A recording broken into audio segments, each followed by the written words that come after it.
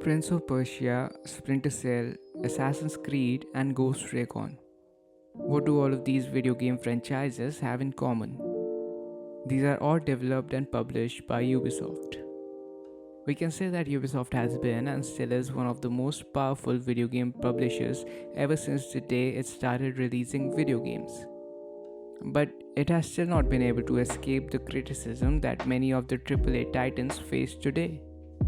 In addition to that, a decade of controversies mixed with bad financial decisions and a string of mid-launches have casted a shadow upon the bright future that this industry titan had once hoped for. But how exactly did it reach this point?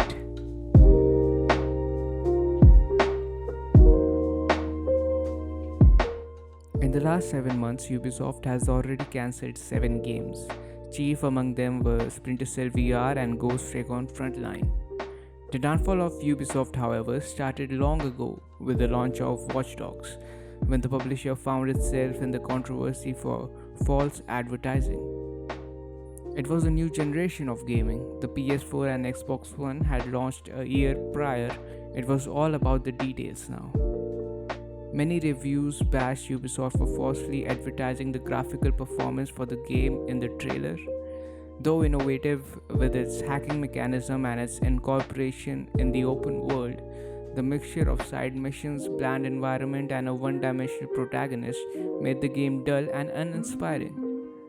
Compared to Watch Dogs 2, which was set in an ever-vibrant San Francisco, the first one seemed to be struggling with everything. But that is always the case with the new IP, isn't it? However, this wasn't the only problem faced by Ubisoft. Today I made a mistake. I bought a PC game, wrote Darren Errington of TechCrunch in his review of the game. In the article, he mentioned how Ubisoft's own game launcher had crashed and failed during the testing of Watch Dogs. The other contributing factor for the downfall could be the number of launches. Unlike Rockstar, Ubisoft had maintained a great number of launches in the last decade. While Rockstar only managed to churn out 4 new games between 2011 and 2020, Ubisoft had managed to release more than 10. And many of those games have had bad responses from the audience, mostly due to the presence of obvious bugs that can sometimes make and break the game. The last decade saw a major shift in the Assassin's Creed franchise also.